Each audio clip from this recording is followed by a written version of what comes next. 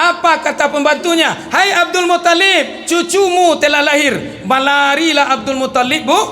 Balari Abdul Muttalib nyogendong cucu iko. Lari berasian di Suwaibah. Kemudian lari bawa, diambil, digendong. Dibawa lah Nabi Muhammad ko tawaf sekeliling Ka'bah. Mangkuan itulah di Sumatera Barat, bu. Ada sair-sair, ada marhaban mendendangkan anak kalau lalai kata dunia 1 minit. Tinggal waktu tua lagi. Kata Muttalib nyo dendangkan, nyo bau, nyo cium, nyo sayangilah Muhammad ko sehingga nyo dendangan di Ambo baraja di kampung dapet dendangan niko. Entah sama je suara Abdul Muttalib dulu entah nak hanya orang kampung Ambo mendendangan anak. Ya khama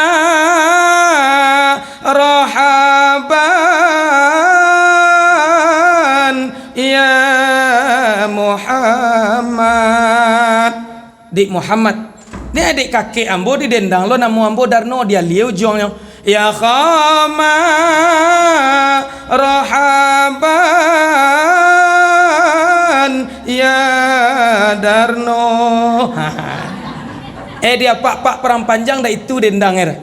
Lah sudah anaknya mandi di bininya, itulah dibawanya keluar, itulah digendong-gendongnya anak. Ini dia anak sial iko kan. Ini anak sial iko kan. Lah jali anak inyo tanya aja. Nama layan bini inyo, nama gadangan bini inyo, nama mencari piti inyo, nan digendong anak inyo. Anyo ndak percaya besu itu anak. Hanya tanya anak siai ke kok pandainya menjawab mati pak dia. Anak siai ke anak tetangga pak. Baru berbuai. Video selengkapnya bisa ditonton di channel YouTube Pita Ruah Buya.